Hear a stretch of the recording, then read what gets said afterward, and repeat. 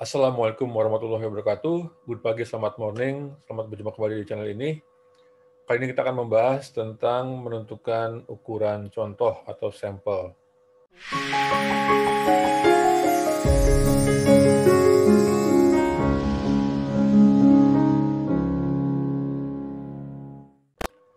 Ini adalah video seri pengantar statistika dengan topik menentukan ukuran contoh untuk pendugaan proporsi dan rata-rata. Kita akan menentukan jumlah contoh atau jumlah sampel atau N untuk menduga proporsi populasi. Rumusnya adalah N sama dengan Z alfa per 2 kuadrat kali P duga kali Q topi dibagi dengan E kuadrat. Dengan N adalah jumlah contoh, kemudian Z alfa per 2 itu adalah nilai Z untuk tingkat nyata alfa per 2. P topi itu adalah proporsi contoh, Q topi adalah 1 minus P topi, dan E adalah galat yang diinginkan. Ini adalah rumus untuk P yang diketahui ya, untuk proporsi dugaan yang diketahui. Nah, sedangkan kalau P tidak diketahui, maka rumusnya itu adalah N sama dengan Z alfa per 2 kuadrat kalikan dengan 0,25 dibagi dengan E kuadrat. Jadi kalau P duga tidak diketahui, dianggap P duganya adalah 0,5, sehingga Q duganya 0,5, sehingga kalau dikalikan ini jadi 0,25. Ya, ini N yang jumlah contoh, kemudian Z alfa per 2 adalah nilai Z untuk tingkat nyata alfa per 2, dan E adalah galat yang diinginkan. Kemudian syaratnya adalah pengambilan contoh ini harus menggunakan simple random sampling. Kemudian contoh haruslah bebas atau independen. Baik, kita langsung ke soalan 1. Berapa pembeli produk snack yang baru yang harus disurvei? Jika kita ingin 95% yakin bahwa 70% dari mereka yang menyukai produk tersebut akan melakukan pembelian lagi. Ya, dengan tingkat kesalahan yang ditolerir adalah tidak lebih dari 3%. Baik, kita lihat di sini P duganya itu adalah 0,7 atau ini ya, 5%. Kemudian Q duga sama dengan 1 minus P duga sama dengan 1 minus 0,7 sama dengan 0,3.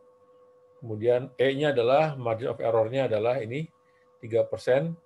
Tingkat kesalahan yang ditolerir ini adalah margin of error. Ya, kemudian alfanya itu adalah 1 minus batas kepercayaan atau 1 minus 0,95 ya sama dengan 0,05. Berarti alfa per 2-nya sama dengan 0,05 per 2 sama dengan 0,025. Ya, kita tentukan Z alfa per 2 sama dengan peluang Z lebih besar daripada Z sama dengan 0,025. Berarti Z-nya sama dengan 1,96. Ya, kita masukkan di rumus N sama dengan Z alfa per 2 kuadrat kali P duga kali Q duga per E kuadrat ya. Kita masukkan semua ke sini. Ya, kita dapatkan 896,37. Nah, untuk sampel atau contoh ini, maka ini harus dibuatkan ke atas ya, sehingga ini menjadi 897 jumlah contoh yang dibutuhkan. Berikutnya teladan yang kedua, berapa contoh yang harus diambil jika kita ingin percaya 90% bahwa nilai dugaan proporsi obat yang lolos uji tidak akan menyimpang dari proporsi sesungguhnya sebesar 5%. Kita lihat bahwa proporsi dugaannya tidak ada ya, sehingga kita asumsikan proporsi dugaannya adalah 0,5. Baik, ini berarti E-nya 0,05, ini 5%. Ya, kemudian alfa per 2-nya sama dengan ini, 10% dibagi 2 sama dengan 0,05. Kita masukkan ke rumusnya ya, ini Z alfa per 2 sama dengan peluang Z lebih besar dari Z sama dengan 0,05. Berarti Z sama dengan 1,645. Nah, kemudian kita masukkan, ya ini Z alfa per 2 kuadrat kalikan 0,25 dibagi E kuadrat. Kita dapatkan 270,60. Kita buatkan ke atas menjadi 271 ya. Berikutnya kita akan menentukan jumlah sampel untuk menduga rata-rata populasi.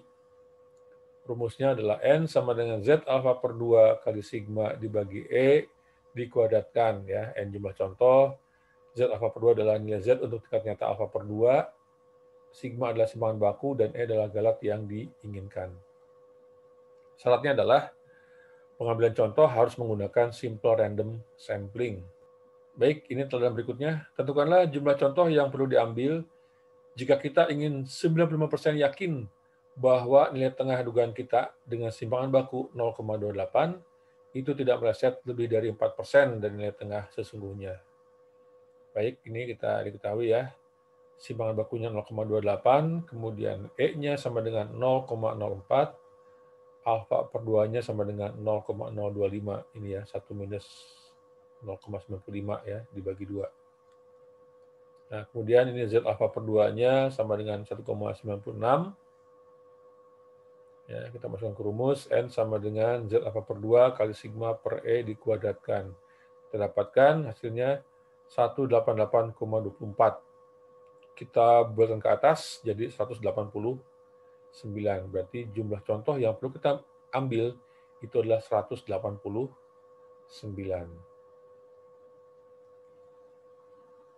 Demikian video kita kali ini. Semoga bermanfaat. Sampai ketemu lagi di video-video berikutnya. Ciao.